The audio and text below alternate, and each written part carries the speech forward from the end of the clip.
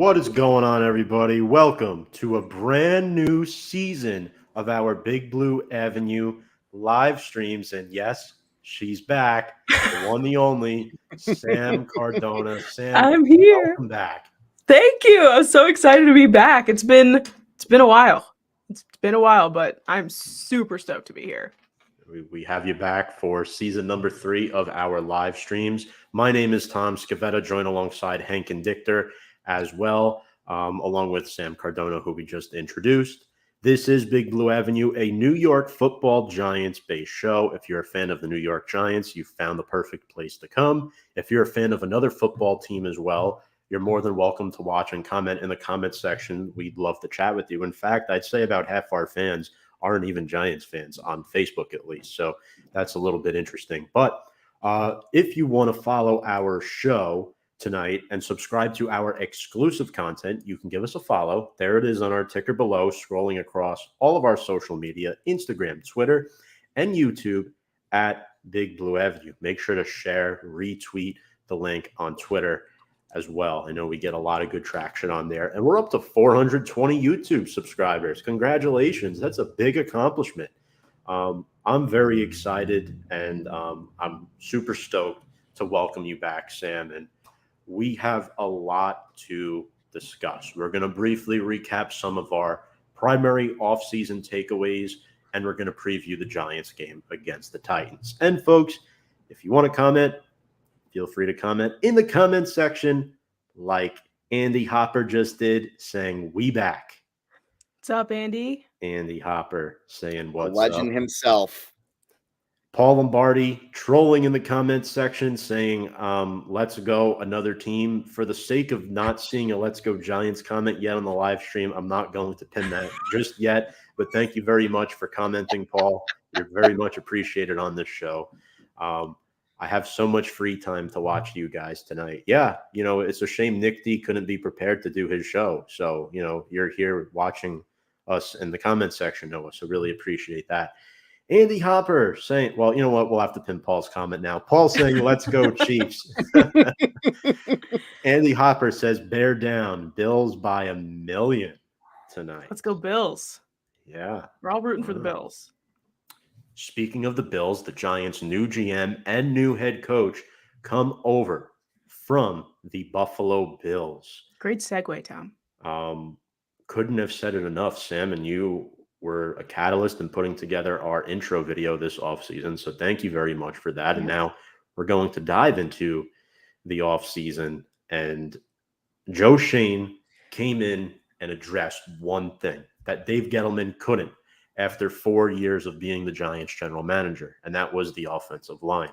I'm sick of hearing the word hogs. I'm sick of hearing the word hog mollies, but yet I continue to say it as the Dave Gettleman curse will live on in my head. It continues to live on because Joe Schoen has been maneuvering the salary cap up until the 11th hour, heading into week 1. But Joe Schoen, the Giants got Mark Lewinsky via free agency from the Colts. They got John Feliciano from the Buffalo Bills, and they drafted Evan Neal, 7th overall. The Giants returned 5 offensive starters and 7 defensive starters this year, 25 total players from our 53-man roster last season. And Hank, it's safe to say the turnover on this team has been very interesting, to say the least, this offseason. Absolutely. And, as we often say, Rome wasn't built in a day. I'll get into my expectations with the New York Giants, and spoiler alert, they aren't very high. But all things considered, considering this has been a rough 2021 season, I would have to say Joe Schoen definitely has done the best he can given the poor circumstances that the previous general manager, whose name I will try not to mention once, has left them with. And another plus for him was, look, it may not have been perfect, but as far as the draft goes, Evan Neal, Kayvon Thibodeau, home runs. And look, Hank, it's your co-host from Game On, Johnny Montalbano. Johnny, what's good, my guy? What's up, Johnny? My favorite group of Giants fans and friends. And welcome back, Sam. Go Big Blue. Johnny's such a nice guy. I love Johnny. I actually got to chat with Johnny on his channel this week, so that was fun. Wasn't there another guy you chatted with on that episode? This guy named Henry. Don't know who he is. Yeah, you may have heard of him. And Hank is also Johnny's co-host over there on Game On. Paul says he's rooting for the Rams tonight. If you have predictions for tonight's Bills-Rams game, hey, we'll talk about it too. There's a tie there between the Giants and the Bills. Dom is riding with the Rams. Noah says Bills suck. What is this comment section? Giants' biggest move this offseason was retaining Tay Crowder. Unfortunately, Noah, I know this is sarcasm from his end, but Tay Crowder is entering the third year of his rookie deal, so the Giants literally had to do nothing to retain Tay Crowder. Garth Michael Patrick, what is up, guys? 3 best Giants football sports personalities right here. I think that's a stretch, but thank you so much for your comment, Garth. You're very much appreciated. Yeah, thank you so much. You guys are way too kind in the comment section. But Sam, I want to get to you here. The Giants lost a lot of key pieces on defense in the offseason, and one as soon as just a few days ago, one of your favorite Giants players, if not your favorite, in Blake Martinez, who was released after the end of the preseason. It just happened last week, a little shocker, a day after saying that, Blake Martinez was in good spirits with the team. Logan Ryan was released as well. Giants literally gained nothing from that salary-wise. And the Giants cut James Bradbury, which had to be done because of how much salary he was eating up. And it's very unfortunate that he went to our rivals down south on 95 in the Philadelphia Eagles. But Sam, who was your biggest loss on this Giants defense? Let me just grab my prop here. We'll make a case for all 3. How about that? I have me and Hank were talking about this before the show started. It's very unfortunate. Obviously, I have very few Giants physical jerseys. I have a lot of Giants gear, but this was a Christmas gift last year, and unfortunately, it's kind of going to waste now. I am sad that Blake is gone only because I feel like his time with us was so short. So and plus the ACL tear. It's unfortunate because our defense is also something that, obviously we were focusing a lot on our offensive line and our offense to get better because our defense was kind of sustaining itself. But Blake was something that was going to be a power on the defense, a leadership role in our defense, and losing him, and he even lost his captain leadership. So it was just unfortunate all around. I know there might have been some personal things going on with his life. I know that this was a mutual decision. It sucks that he didn't fit into our scheme and it didn't fit into our team well enough, but it's just unfortunate overall. We have been changing so much these past couple years that I thought that Blake Martinez was going to be someone on our defense that was going to be consistent and was going to make us a stronger team, but unfortunately that didn't happen. So yeah, big sad to see Blake go. Obviously, I was a big fan of his when he came over from the Pack, but it is what it is. And like Hank and I were talking about earlier before the show, the NFL stands for not for long. So it's sometimes things just happen. And where did Hank get that from? Not for long. That's a common saying, Tom. I know. I'm just busting your chops there, buddy. I want to get to Hank, but I got to get to some more comments first. This is an interesting username from YouTube. Broken Pilgrim says the Bills win tonight. I agree with you. You're talking to 3 Giants fans, Broken Pilgrim, and we do have the same colors as the Buffalo Bills. So I'm pretty sure you probably know who we're rooting for and who our coaching staff, more importantly, is rooting for. Mm-hmm. Garth, we'll get to this in a little bit. Tom will be rooting for the Vikings by week 3. Garth, not even Garth, it's the other one. It's thing 1 and thing 2. Noah, you're a clown for saying that. Let's go Giants. We're not sculling just yet.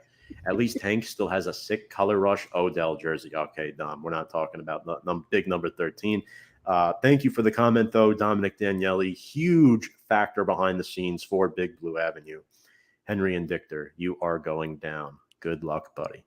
Nah, Scotty, I beg to differ. I'm going to beat you in our NFL picks contest this year, buddy.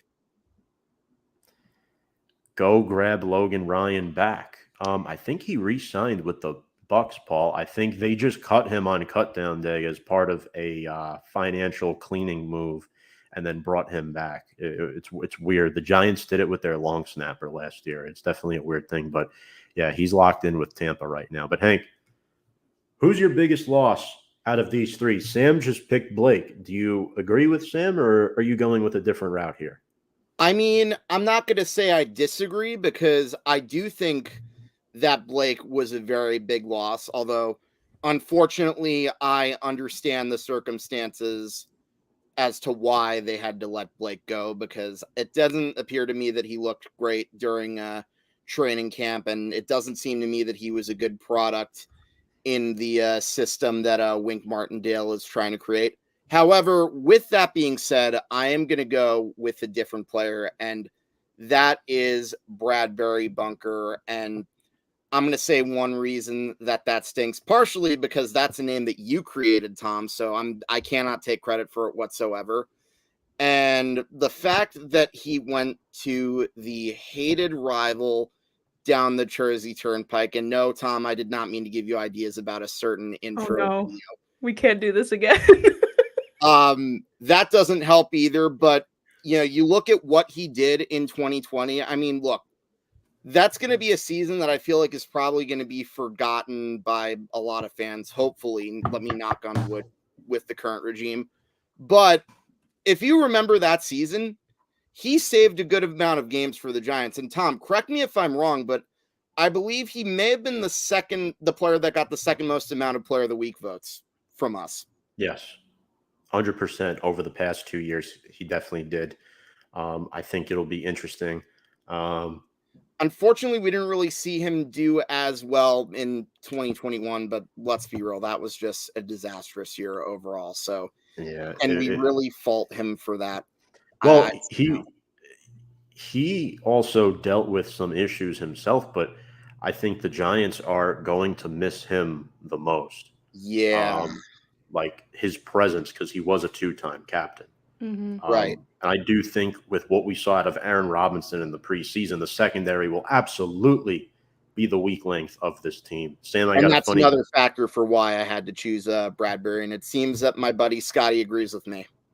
Sam, check the private chat. I got a funny little comment for you in there. Mm-hmm. And then for my pick, I'm going to go with Logan Ryan just to be different, but I really think Logan Ryan is going to be missed the most because he was the one guy who was consistent last year on this defense. He made a lot of tackles, a veteran presence who transitioned his game from corner to safety, and he could play on special teams as well.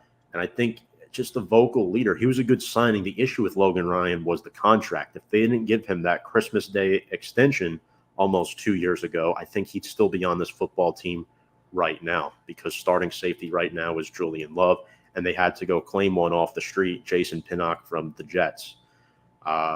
So I'd be more comfortable if Logan Ryan was still on this team. I have more trust in Aaron Robinson and Darnay Holmes than I do, let's say, Dane Belton and Jason Pinnock. I think the safety depth is more thin than the corner depth, although I think the safety starters are better. So that's my case for Logan Ryan. I know he's a little bit of an older player. Comment from John Rosano. Sam, your buddy John. Hello, John. Yes, John is a friend of my boyfriend's. They are frat brothers. So, Ooh. Hi, John. Thank you so much for watching. It's good to see you in the comment section. Absolutely. John, thank you so much for commenting. Have any Giants-related questions, anything you want to talk about in general, feel free to shoot in the comment section. That goes for anybody as well. We love interacting with our viewers. So we all made a case for the biggest loss on defense, but who do we think was the biggest acquisition this offseason? Who's going to have the biggest impact? And for me, I'll go first this time since I just went last. I'm going to go with Kayvon Thibodeaux. It's the obvious one for me. The Giants drafted Kayvon Thibodeaux 5th overall for a reason. They needed an edge rusher who's going to be a fit in Wink's scheme. He fell into the Giants' lap. The guy was a beast at Oregon, and he's really good against the run. He's a plus run defender who has some good moves inside. He can stunt offensive linemen very well. He's nasty, breaking out through combo blocks. So I think it'll be very interesting to see how Kayvon Thibodeau performs this season. I know he's dealing with an MCL injury, but I think what the Giants are missing is a game changer on defense. The Giants have always had all these good players on defense, but who was the game changer? You never could really say that Logan Ryan, Blake Martinez, or James Bradbury was a game changer, right? It was somebody else every other week. It's not a Micah Parsons. It's not, a TJ Watt, right? You want that guy that can get to the quarterback and be a game changer. So for me, it's Kayvon Thibodeau. But my honorable mention, I just want to throw this in there because I like the guy a lot, and it is Mark Lewinsky from West Virginia, James's favorite school. I predict, and also there's logic behind this. Back in January, I put out a tweet, and it still sits. If you want to check the Big Blue Avenue Twitter account, go ahead and check. I predicted that Mark Lewinsky would be the Giants' starting right guard in 2022. And that is 100% true. And it happens. And the Giants need a veteran piece on this offensive line. We lost Kevin Zeitler 2 off seasons ago. Couldn't replace him last year. The guard position was a revolving door. It was bad. And Glowinski allowed just 2 sacks on 475 pass blocking snaps last year, which is great. A guy who's more known for his run blocking, and he'll be great next to rookie Evan Neal. Evan Neal is going to learn a few things from Mark Lewinsky. So I think that'll be interesting. Those are my 1 and 1A. Yeah. And also just to tack onto the offensive line conversation, I mean, that's something that we really worked on this past year, and seeing someone like that come into our team and on this line, it's like, wow, oh my God, is Daniel Jones actually going to have time to throw a ball for the first time? Like it's very exciting to see our offensive line like fill in those gaps, because it's going to be a lot better, I hope. Agree 100%. Hank, who's yours? Mine. So I like your 1A pick with Mark Lewinsky. However, I am going to go with a different member of the offensive line, and that is Evan Neal from Alabama. I mean, look, let me put it to you this way, and pardon me for using the term, but the guy is an absolute hog, and one of the other reasons why I love this move, and ironically, I'm actually going to be taking a shot at the guy who I associate that term with. They took an offensive line in the first round. What a concept! Such a great way to build the team. So you got him, Andrew Thomas, and the other free agent acquisitions. I think that is definitely going to be a game changer. However, there is another guy that I like, and I would also happen to agree with you about Kayvon Thibodeau. However, for me, it's Evan Neal. Yeah. Okay. I like Evan Neal a lot. I think he might struggle the first couple of games, similar to what Andrew Thomas did. But what Evan Neal has that Andrew Thomas didn't have was a guard playing next to him with 95 career starts, right? Sam, who is yours? I just realized you guys each picked our first round draft picks here, but I'm Yes, kind we of did. going way off the rails. And to bring in the spirit of tonight with the Bills playing as well, I am going hear with it. running back Matt Breida, only because obviously we've talked a lot over probably last season and over the summer, Saquon's future with this team and what he has done with this team and so on and so forth. Unfortunately, he has gotten hurt a lot. And we saw last year too, when he got hurt, the guys that stood up to the plate, these backup running backs that we had in place. And obviously Dable and Shane bringing in a lot of these Bills guys, including John Feliciano and all these kind of players coming in. But Matt Breida, I think, is something that's going to fill this backup running back hole very well, especially if either Saquon gets hurt again or possibly they see Breida becoming a better asset than Barkley. Like, anything can happen at this point. We want to root for Saquon. He was this very expensive pick that we used in our draft, but unfortunately, things have been a little back and forth with him. So I'm going with Matt Breida. I just think that it's going to be a really solid backup to have, and that our run game is going to improve immensely. I like the pick a lot, and he's likely going to spell Barkley. But let's get to some comments. We have some comments in the comment section. First off, Scott Hendry saying hello. Bradbury can be on an Howdy. island and hold his own. Allows the safety to support Adoree. Without Bradbury, Adoree is the beat corner, and the other side of the field is exposed. And we're going to get into that a little bit later when we're talking about matchups, because the Aaron Robinson, Treylon Burks matchup is going to be very interesting on Sunday. Steve, what's up, Steve? Big You Steve. called it. Steve Ellis, huge fan of ours. Love you, Steve. Appreciate you commenting. If you have any questions for us heading into week 1, feel free to chat with us in the comment section below. Steve Ellis, all the way out from Arizona. Giants fan in Arizona. It took me a while to figure that out. I'm like, I thought Steve was from New York. John says, agree. Larry Johnson, my buddy from work, says, Larry is a Cowboys fan. This is not just saying. When I first met Larry, I'm like, this isn't the Chiefs running back, is it? Remember Larry Johnson back in the day? or the Shout Knicks out, legend 4-point play. Yeah.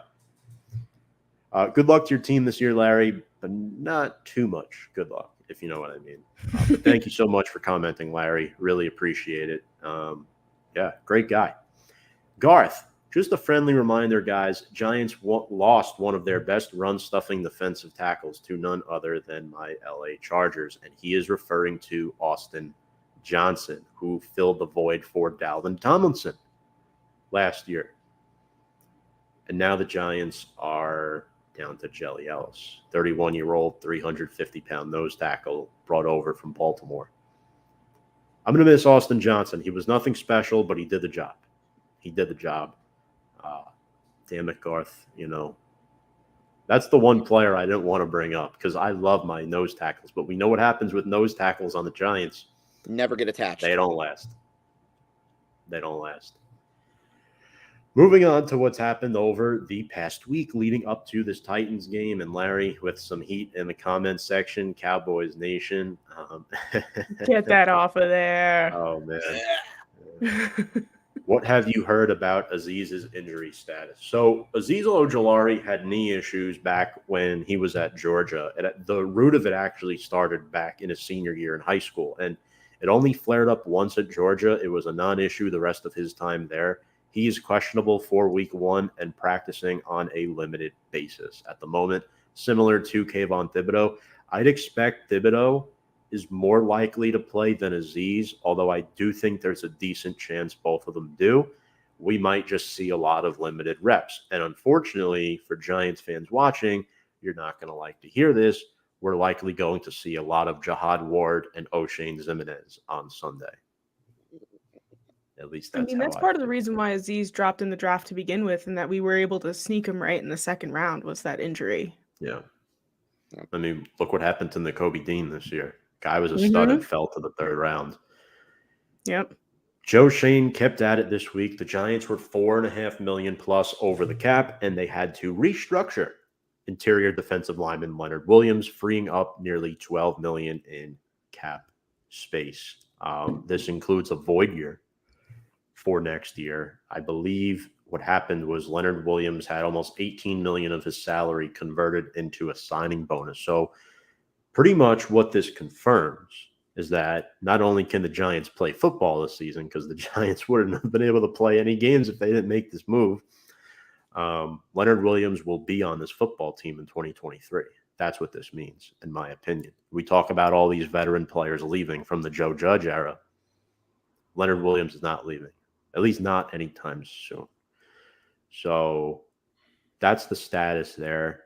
I feel like we all kind of saw this restructure coming. No, I feel like there was no other way to do it. Joe Shane really wanted to avoid restructuring contracts and backloading salaries. But when you get a crap load of mess left behind you, the kid's got no choice. It's Yeah, sad, and I but think it's Joe true. Shane's done a really good job with restructuring and figuring out this salary cap situation. I feel like I don't remember Gettleman really doing this much, like even if they're little things to even free up just a couple million dollars, like whatever. Doesn't matter. But yeah, I feel like Joe Shane's done such a great job ever since he got here, just immediately working with the money and immediately making sure that we are set. And I mean, I'm impressed. It's nice to have somebody who knows what they're doing. And competent people as well. I think that's huge when it comes to the Giants. But all right. Next up, Giants weren't done there. They gave Darius Slayton a pay cut. And I'll be honest, a lot of people wanted Slayton gone in the preseason, including myself, if it was for the right reasons. A lot of people just wanted the Giants to cut him. But with all the injuries that happened at wide receiver, you couldn't cut him. You couldn't, because I'm convinced if Colin Johnson didn't have the season-ending injury, Darius Slayton would not be a Giant right now. Because Colin Johnson and Darius Slayton are very similar when it comes to the receiver position. And the Giants could have saved $2.5 million that they could have allocated elsewhere. But now Slayton is making close to the minimum, which is good. And then if Slayton performs well this year, now there are incentives based to this deal. So if he performs well, he could earn some more bonuses and more money and potentially get a better contract, whether it's from the Giants or another team next season. But what do we think of this Darius Slayton move? I'm really disappointed. A couple years ago, Hank and I were comparing this guy to the modern day well-dressed Amani Toomer. By the way, happy birthday, Amani Toomer. Today's his birthday. Just want to throw that out there. My second favorite Giant of all time. I have my his card in front of me. Oh, wow. We all just stopped to look at gosh, that. that's Somebody, like, what, I think the Giants, what was it? The Giants posted today the touchdown he scored against the undefeated Broncos back in 1998 when Kent from Graham was Danny the Cannell, quarterback. no? Was it Cannell or Graham? No, actually, I think you're right. It was Kent Graham. I thought it was Kent Graham. It was Kent Graham. Danny Cannell started the season. I'm thinking of 97 when Danny Cannell led them to the division at the end. That's back when the Giants couldn't stick to one quarterback. Those were the dark days for us Giants Fun fact, fans. I came Those also were the prepared. dark days. What are we in now? Well, Hopefully the Renaissance now. I did go to the Renaissance Fair this past weekend up in Tuxedo. So That's fun. yeah, you ever been there? That's pretty cool. No I went Wi-Fi once years reception. ago. So That was if you want to use your phone, good luck. But Oh, gosh. I was there to have a good time Fun. and take my mind off these Giants a little bit. But Giants also released their Week 1 depth chart, and there were some interesting moves. The good news for you in particular, Sam, Sandro Platzgummer is back on the practice squad. And so Love is him. Roy Mbedeka from Nigeria. He's back as well. So the two international guys are back. I don't know what to think of Sandro. I mean, it's going to take him a while to get adapted to the NFL, but he might stick around for a while. He's a smart player. Barkley loves him. I mean, you saw how excited Barkley got when Platzgummer broke loose for that run in the preseason. I mean, this guy's a team player. He loves this team, and something tells me he's here to stay. I don't know why we're talking about Platzgummer right now, but we are. It's because I texted you guys when that was happening, and I was just like, "Oh my god, I love this guy." Yeah. And I don't know, he seems like when, like, every once in a while, like, even if a player isn't incredibly good, like, a team will literally keep them around for morale. I feel like he's one of those people. So I'm a big fan of Sandro Platzgummer. Also, what an incredible name. He's from Stellar name. Austria, something like that, somewhere in Central Eastern Europe. Also, CJ Board is no longer a Giant after 4 long years. He was terminated from the practice squad, and the Giants' unofficial depth chart, it includes multiple surprises, and I totally intend for this to be a dig, but if Shane Lemieux was healthy, he would have been the starting left guard over Max Garcia. Max Garcia currently sits on the practice squad. And I'm happy we kept Garcia around, but for some reason, he just couldn't get off his ass in the preseason. He was sitting on the bench for like majority of these games. And when Lemieux got hurt, when Bredesen got hurt, I thought Garcia would get thrown in there, but he wasn't. I don't know. I don't understand what it was. And now the depth chart comes out, and Ben Bredesen is starting at left guard on Sunday against the Tennessee Titans. This is going to be very interesting because Shane Lemieux is going to be out for the first 4 weeks of the season. And we saw what happened when Ben Bredesen played left guard last year. He was the best of the worst that played at that position. In other terms, I think he's better than Will Hernandez, a million times better than Matt Skura and the other clown that we had, Billy Price, even though he was a center.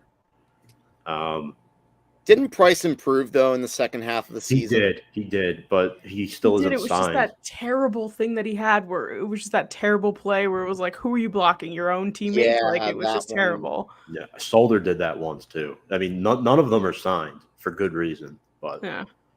I don't hate Ben Bredesen. The problem is the Titans' strength is their interior defensive line. You have guys like Jeffrey Simmons, Denico Autry. You might even get matched up against Bud Dupree if he pulls a stunt move on Andrew Thomas or something like that.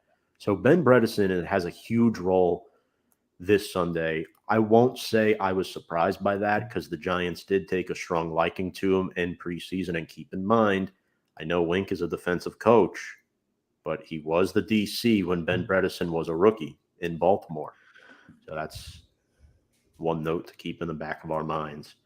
The other news that I think a lot of people like, Danbury, Connecticut local native Austin Calitro not only makes the roster, but starts at linebacker 2 next to Tay Crowder for his dream team growing up. Austin Calitro's dream growing up was to play college ball at Penn State. Didn't happen. He played at Villanova. He's bounced around the NFL. He's been on 6 different teams, and now he's officially a New York Giant. And I agree with this move because Micah McFadden's a rookie. I think Calitro should have that seniority level. Calitro has more NFL experience. I think he'd be a better option now.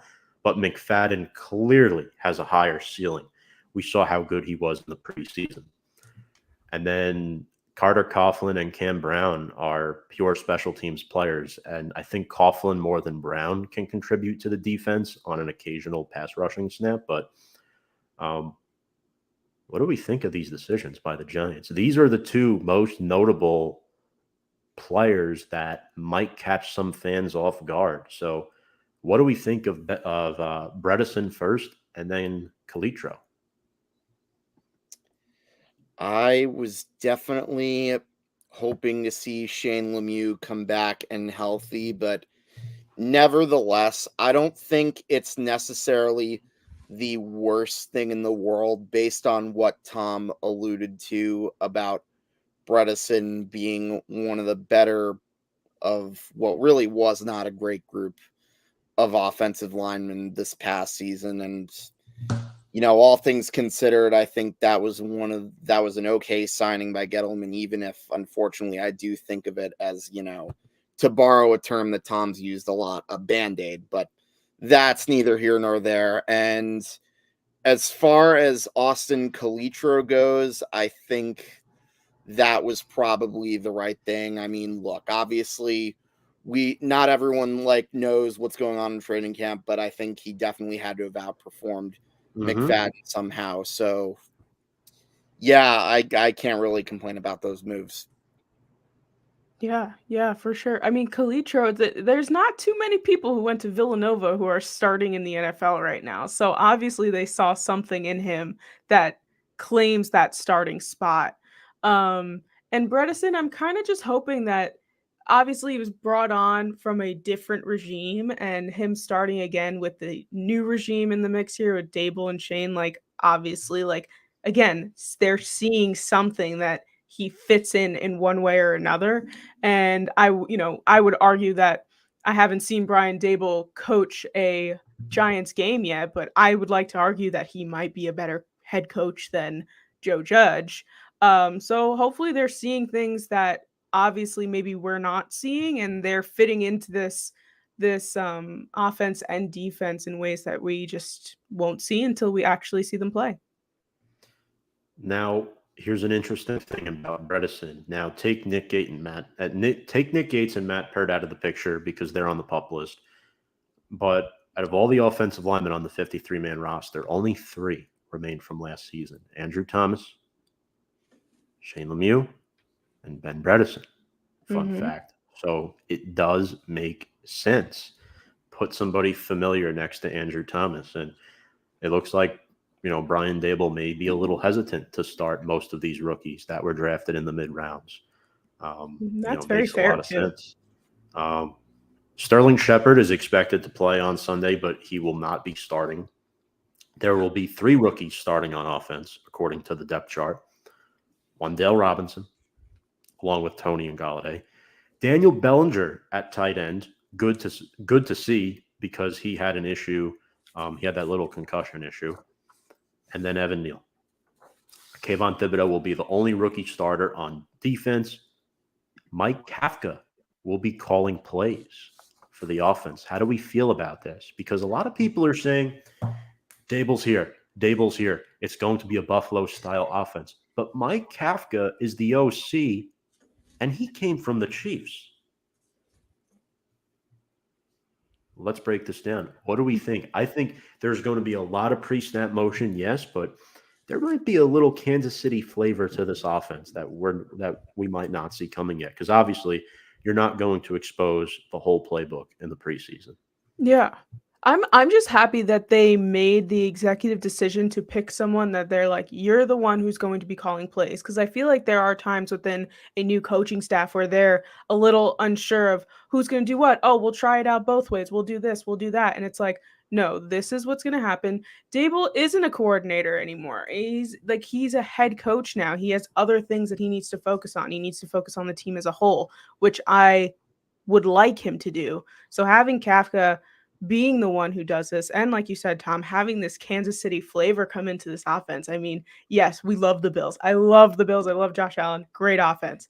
I mean, the Kansas City Chiefs. Are you kidding me? Like this is a big deal. And I think overall, this coaching staff is about to be very, very good for us in every way, shape, or form. I think, yeah, to piggyback off of what you guys have said, I think you need to add a little bit of diversity in this offense. I know everyone was talking about the Giants and the Bills connections, but as you said, got to add some flavor into that Buffalo offense. And yeah, I see what you did there, Tom. Love that. So yeah, I have no issue with that whatsoever. And look, the Chiefs are a team that's had some great offensive minds over the past decade or maybe half decade or whatever you will. So no issue with that whatsoever. Another buddy of mine from work, Anthony Econosti, in the comment section, anything has to be better than what they tried last year. Yeah, I mean, correct. It's sad. Anything positive is a step above last year, pretty much. Last year they tried an offense that would have probably been better suited in the 2000s. Yeah, shout out to Anthony, huge Giants fan, goes to all the games, knows a lot about the team. So appreciate you, Anthony, for commenting. And Steve, I like the move with the OC calling plays. Yeah, I mean, obviously that's what you want at the end of the day. Will Figs spread offense all the way? I think we're going to be seeing a lot of that. You might even see Barkley lined up as a receiver at some points this season. I mean, you just want to try to confuse the hell out of these opposing defenses. So I think the Giants are doing a good job of, demonstrating that in the preseason. Sean Maldonado. Kafka is a Andy Reid disciple, former Eagles backup quarterback. I can see lots of shotgun and 11 personnel. Yeah.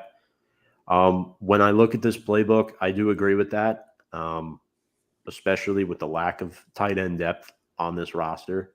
So thank you very much for that comment, Sean. A good friend of mine as well. But let's talk about the game. It's on Sunday, 4:25 p.m. kickoff at Nissan Stadium. Titans are 5.5-point favorites, folks. 5.5 points. Last time these two teams met, the Giants were shut out 17-0. Not good back in 2018. But Hank, I had the unfortunate pleasure of sitting in the cold rain all day long that day. just about to say that. And now it's fun fact time with Hank and Dictor, or maybe not so fun fact time, but roll through the history of this series, will you, Hank? So the Giants are 1-6 against the Titans. However, keep in mind, this is all since their move from being the Houston Oilers to the Tennessee Titans. And their lone win happened to come in 2014. I believe that was the week after the Jacksonville meltdown. They won that game 36-7. And, over the last two seasons, let me give you a really bad comparison between the Giants and the Titans, if I may. The Titans are 23-10 in the regular season. I'm not counting the two playoff games that they lost. Whereas the New York Giants, since 2017, have gone 22-59, which is actually tied with the New York Jets for the worst record in that span. And by the way, during that stretch, the Titans had like consecutive 9-7 seasons. So in other words, yuck. And 2016, I feel like I'm saying this every single week one as we start a new season. The Giants have only won one week one game since 2010. That was a game where they got very lucky in winning against the Dallas Cowboys. So hopefully things can change, but we'll see. As far as the spread for this game, I think the Titans being 5.5 favorites, that's a little too high, but that's neither here nor there. Yeah.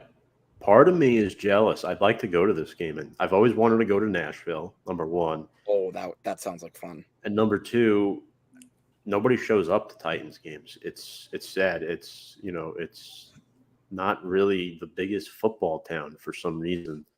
I don't understand why, at least at the professional level. I'm not going to speak on behalf of the college level, but they have trouble filling the seats at some games. I've noticed last year they were the 1 seed and there were some empty seats at that playoff game, which is kind of sad. They have one of the best head coaches in the league in Mike Vrabel. I do think the Titans are not overrated, like a lot of people are saying this year, despite the loss of A.J. Brown. I did predict last night on my other show that the Titans will still win this division this season.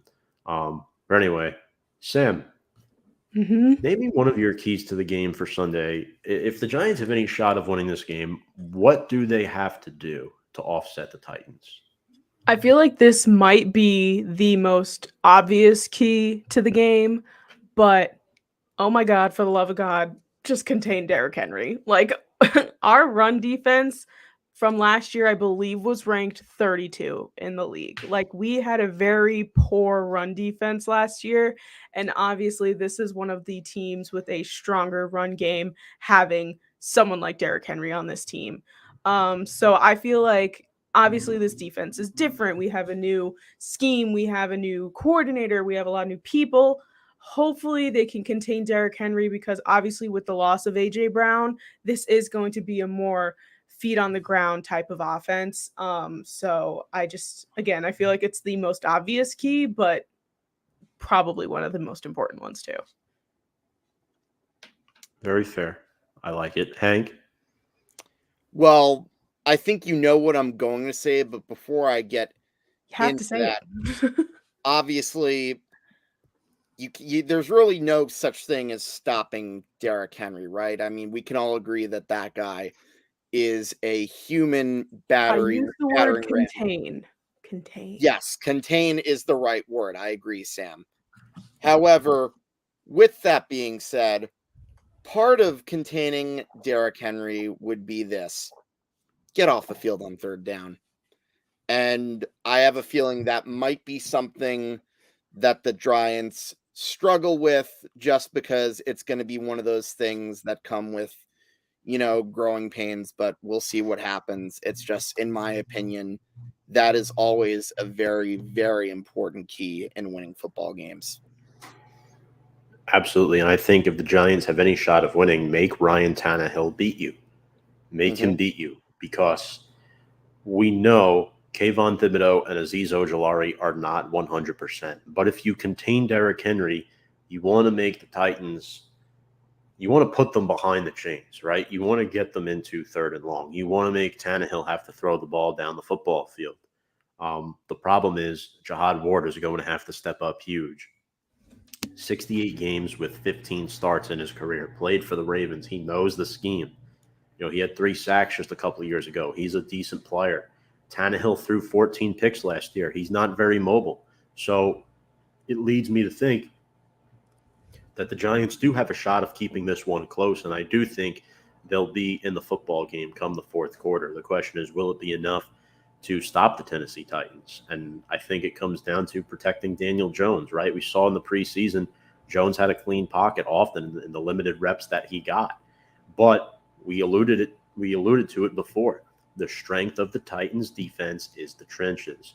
Denico Autry and Jeffrey Simmons.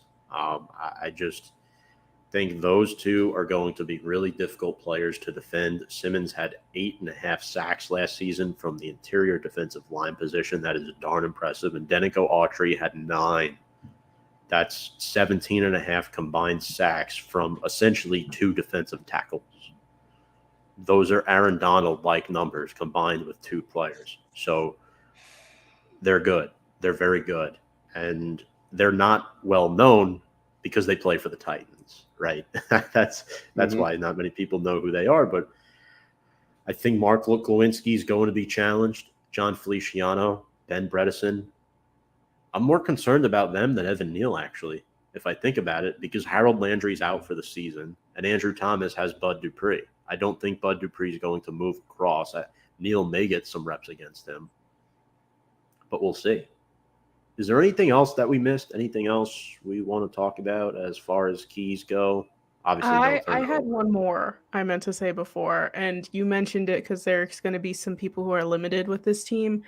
The only thing is that, like, I just really hope, like, someone like Kayvon, who is limited and has injuries, like, I just hope that these rookies know that even though this is the first week of their season, their first NFL start, like, they know their limits and they're not going to push themselves to the point where they get even more hurt or even more injured, because we've seen that over these last few years of injuries being very detrimental to our team, and seeing some of these guys, say like, oh, it's fine, or he can play, or he can do this, and not obviously getting hurt some more. So I would say just hoping that these guys know their limits and that injuries are not going to, like, literally plague us this year. I agree 100%, Sam. It's already concerning. There are some players out for the year due to injury, but that's why we play the games. Have to wait and see what happens. Let's move into some players to watch. Hank, why don't you give me one player on the Giants and one player on the Titans that you think could be a game changer this weekend? Well, okay, for starters, one player that I'm going to watch for the Titans. Let's start with Derrick Henry because, as I said, and we have long established, the guy is a human battering ram, provided, of course, he's healthy. Last year, he had 937 rushing yards and 10 touchdowns.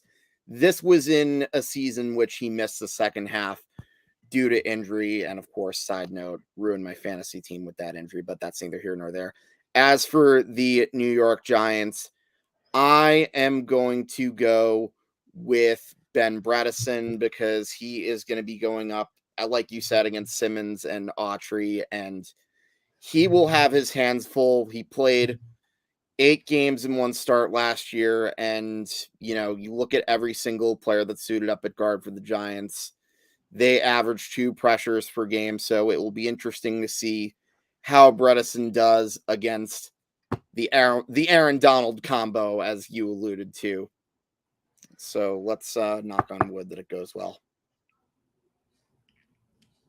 All right. So you did Bredesen and Henry. Okay. My Sam, namesake, yeah.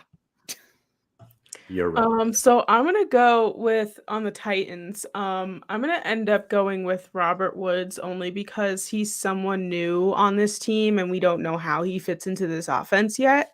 And obviously we know Robert Woods is someone who is was very good on the Rams and unfortunately did have that injury. So I'm going to just be watching him just to see how he fits into this offense now and how he's going to, you know, work past this injury that he just had, because we know he's a good wide receiver. And while Tannehill might not be the best quarterback in the league, if he can get the ball into a good receiver's hands, they're a good offense.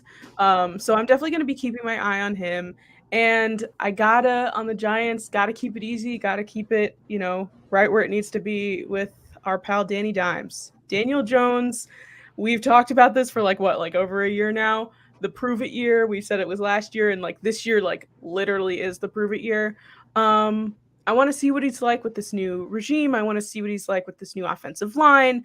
I want to see what he's like with some of these new like weapons on all sides of the ball. So definitely going to be keeping an eye on our friend DJ. You know, it's this is it. You know, we've been defending this kid for how many years now? This is it. If this isn't it, I like there's nothing else that we can do. So want him to do good. I want to see Daniel Jones be the guy, but I guess we'll have to wait and see. Yeah, and I think it's important for Daniel Jones to be able to get past that first progression. I think he carries more weight than people think he does in this game, because you look at the Titans secondary, it's young. Outside of Kevin Byard, it's not great. You have cornerbacks in Christian Fulton, and then the other one is Roger McCreary, who's a rookie out of Auburn. So the Giants may have young corners, but so do the Titans. Their corners are even younger. My player to watch for the Titans is Treylon Burks. He'll likely be matching up against Aaron Robinson, which is a mismatch advantage Tennessee. Excuse me, even though that Burks is a rookie. He has been poised as one of the top rookie receivers in this class, had over 1,100 yards last year at Arkansas with 11 touchdowns. That's double 11s for him. I think he's a really elusive route runner that can take the top off of defense, and he is really good at creating separation as well. Again, rookie contract, cost control deal, a lot less money than for a guy like A.J. Brown, when essentially the Titans are trying to still win but fix some patches here and there. I won't use the term rebuild with them. But for the Giants, I'm going to go with Austin Calitro because I'm interested to see how he fares out as linebacker number 2. What happens if Derrick Henry gets past that first level, which will happen often, more than likely? It's down to Tate Crowder and Austin Calitro to bring him down. So Austin Calitro has a lot of weight on his shoulders. This is his first start on the NFL in over 3 years. He's been on 5 different teams over the last 5 seasons. And this was a guy who just had 6 tackles last year. He might end up breaking that on Sunday. Who knows? I'm really happy for this guy, but he needs to play well. Otherwise, he's in trouble. Micah McFadden is knocking on the door. He's the future of this linebacking core, in my opinion. This was the first linebacker that Joe Schoen drafted as part of this regime. So you bet that he's going to be here to stay. So I'm interested to see what happens there with that. So those are our players to watch. Injury report for the Giants. Kayvon Thibodeau and Azeez Ojulari both limited with knee and calf injuries, respectively. Sterling Shepard limited with the Achilles issue he's been recovering from, but we all know he's likely to play. Jihad Ward has an undisclosed situation, but he's been practicing in full. And Dean Belton, the broken collarbone he's been recovering from. For the Titans, it's a bunch of no-name players. Lonnie Johnson and Elijah Molden both dealing with groin issues. That's interesting. Chance Campbell limited with the knee, and Jamarco Jones limited with the triceps issue. And fun fact, this is the Adoree Jackson revenge game for the Giants. I completely forgot Adoree was on the Titans. My hot take of the week, Adoree Jackson gets an interception off of his former cornerback, Ryan Tannehill. I love that. I'm on board with that. So can definitely see it. We move into our game predictions now. Sam, I'll start with you here on this one. We've talked about the ins and outs of this team. You know, the Titans have a good offensive line anchored by Taylor Lewan, and we mentioned how concerning Derrick Henry is. And that's probably going to play a primary factor in this game. Does it play a factor into your outcome as well? So I hate to be, the one that goes against the Giants on the first week back on Big Blue Avenue, but this is a tough opponent to go up against week one. Like, this is not some walk in the park, team that we could just, possibly get a win out of. They went to the playoffs last year. I mean, they choked in the playoffs, but that's beside the point. This is a tough team, and the only, I would say, shining light that I could see with this is the Titans love to keep a close game. I saw a stat that said that they are 6-2 in one-score games last year. So obviously, it's very possible that this is going to stay close. And it might just come down to a field goal. So I do think the Titans are going to win, but that doesn't mean it's going to be a bad game for the Giants. I'm saying 27-24. And again, we'll be rooting for him, but it's a toughie to come out for week one. Yeah, so as far as my prediction, sorry if I'm allowed to go next. I just spoke up. All good. No. You're next, Hank. You're next Okay, up. well, spoiler alert, it's not going to be what Noah Dibler says. Thank you very much. But Screw this guy. He's just trolling, man. Don't listen to him. I think it'll be a very close game. So in other words, I am definitely taking the Giants to cover the spread if I am a betting man. However, do I think the Giants will win? Unfortunately, no. I think it'll be a very low scoring game. I think, Ryan Tannehill is going to have his moments where he makes mistakes, but unfortunately, and, as I said at the beginning of the show, Rome wasn't built in a day. I think this is a game where you'll probably see improvements with the Giants, that they'll be able to keep this a close game. However, not enough to where they're going to win. That being said, I think it'll be a low-scoring game. My final score for you, Titans 19, Giants 16. So hopefully I'm wrong with that, though. Sort of, if you know what I mean. Yeah. Look, it's going to be a close game. I think we've all acknowledged that, and that speaks volumes to the direction this team is headed in. Unfortunately, I also think the Titans are going to win this game. Both of you have the Titans winning by 3. I have the Titans winning by 4. I think the Giants will score 20 points, but I think the Titans score 24. And I say that because I think it's going to be a field position game. The Giants aren't going to have a great field position early on, in my opinion, but there's something in my gut telling me that the Giants could possibly squeak this one out. Like, do either of you have, like, obviously, like, I'm not picking the Giants. If I was a betting man, I would not pick the Giants, but something inside is telling me that we might win this game. Yeah. Like, unexpectedly win this game, Yeah. which would be great. I'd love to see it, and I'll be rooting my ass off for the Giants on Sunday, but there's like 5% of me that wants to pick the Giants, but I just can't do it. Yeah. No, yeah, Actually, you and I I were in the could same boat. definitely see that. Tom, believe it or not, you and I were actually in the same boat, and I was flirting with the idea of doing that. But my track record lately with picking the Giants. I can't pick them to win if, like, I have that small gut feeling that wants it to happen in an upset. So I'm not going to do that. But with that being said, I talked to Johnny about this on an episode of Game On, not just during our segment, but when we talked about the NFL as a whole. I talked to Dom about this, like, on the side.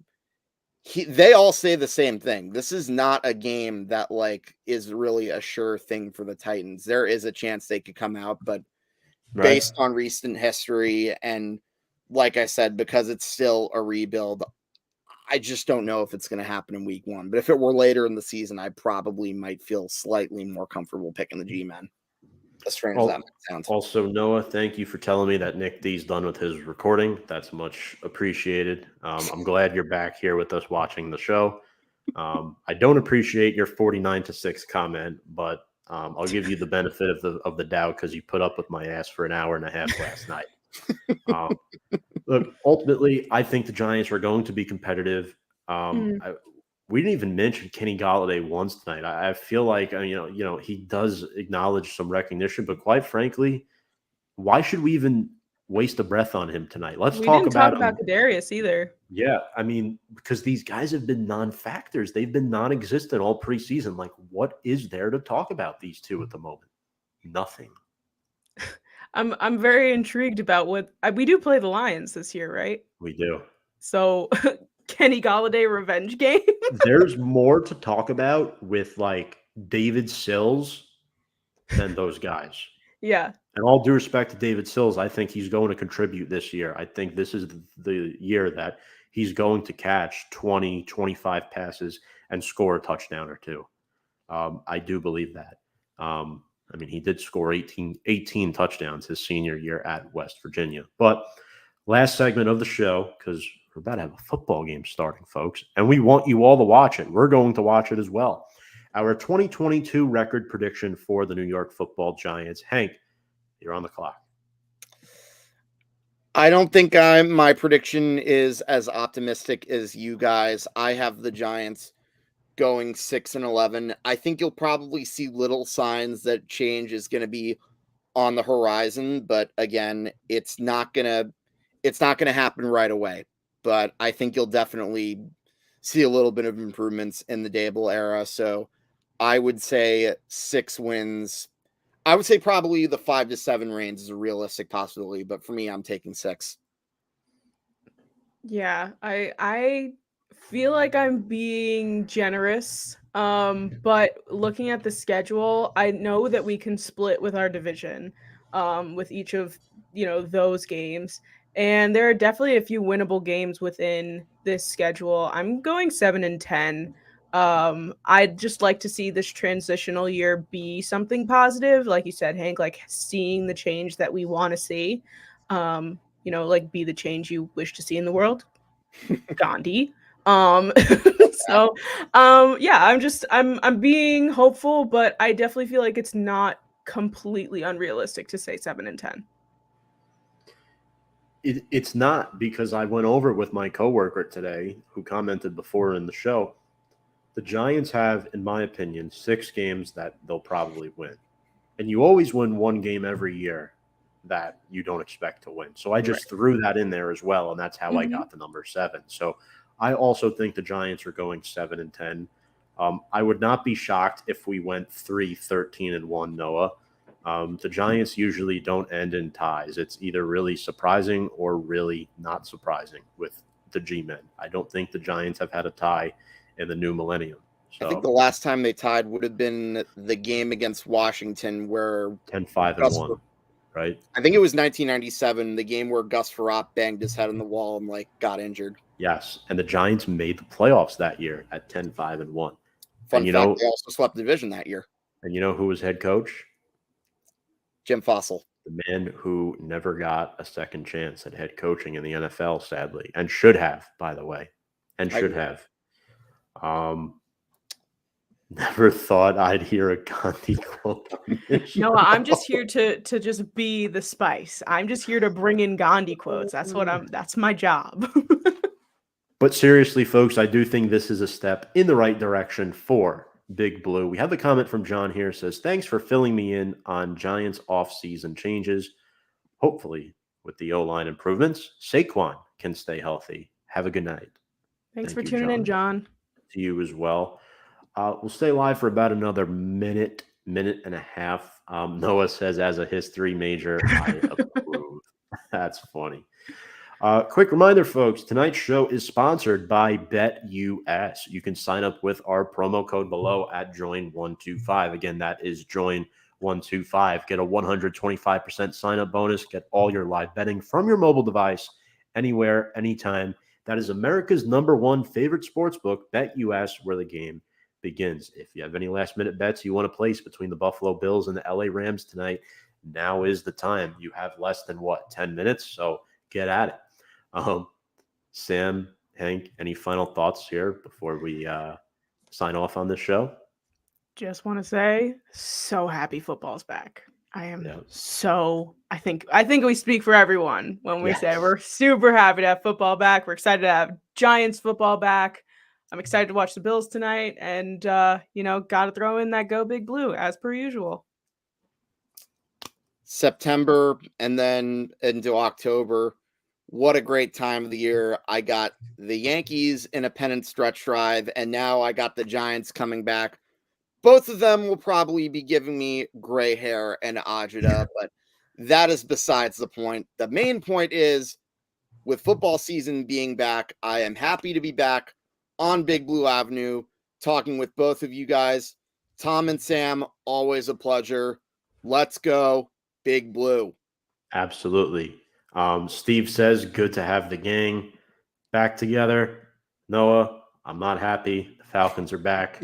We're happy the Falcons are back because it's a team that we know will be better than. But folks, finally, if you want to give us a follow, there it is, scrolling across our ticker below. Subscribe to our channel on YouTube, Instagram, Twitter for up-to-date content featuring the New York Football Giants. Ladies and gentlemen, thank you all so much for watching. And without further ado, let's go Big Blue.